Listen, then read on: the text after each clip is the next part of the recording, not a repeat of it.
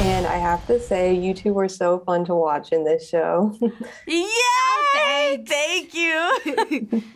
And first of all, I loved seeing Erica find herself throughout the series and kind of rid herself of the more timid Helen Who persona. So, Lana, what was it like playing through Erica's journey of self-discovery and learning the true value of friendship? You know, it was really such a roller coaster and oftentimes a whiplash of a journey for me, because I think that she really goes. Erica's journey is really on like polar extremes, right? So you start seeing just a really sweet, loving, kind of friendless, but has Gia, but very, very sweet. And you watch her entire arc into basically being like kind of the worst human. And that for me was interesting because tracking emotionally how I could subtly make that change, because I didn't want it to feel like it was out of nowhere, but then again, we only have this much time to make it work.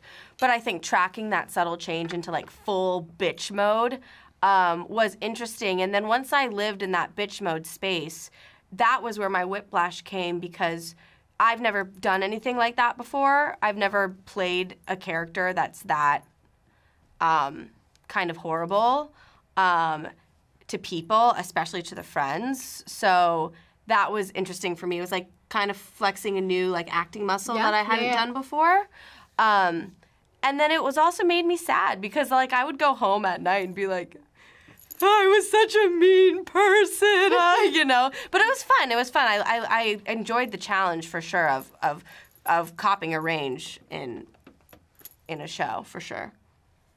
Yeah, and it's hard not to feel bad for Gia because she's kind of invisible and neglected by those around her. And we do eventually learn why that is. So I'm curious, Zoe, do you think her selflessness was worth it in the end, or was she still kind of shortchanged?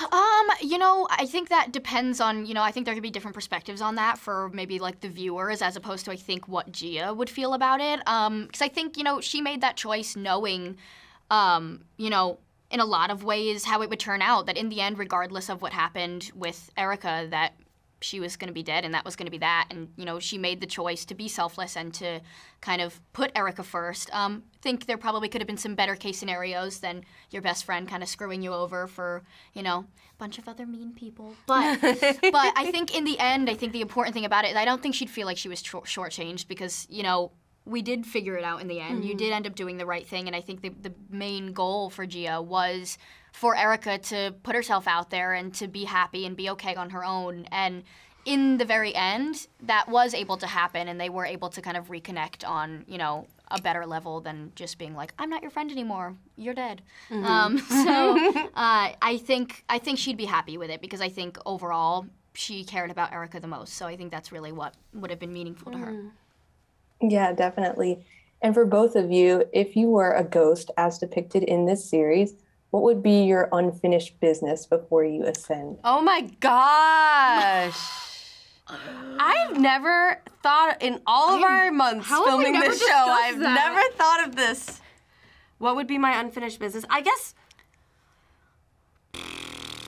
I'm hoping that I've said goodbye. I would think so. Because I would want to spend time with my family, but I feel like, what would be my unfinished business? I want to be in a good outfit before I die, because if I'm having to float around the world if I dare have to float around the world in sweatpants, I will literally double die. I am the polar opposite. What? Let me float around in sweatpants. No, I need to look glamorous. Glamorous floating? Yes! My unfinished business would be how can I get my dog?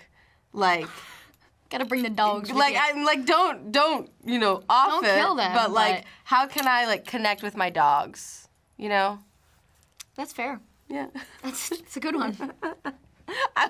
You're like, I just got a really nice outfit. And you're like, bring my dog. Yeah. Sounds great. Well, thank you both for your time today. Congratulations on this series, and I hope you enjoy the rest of your day. Thank you. You too.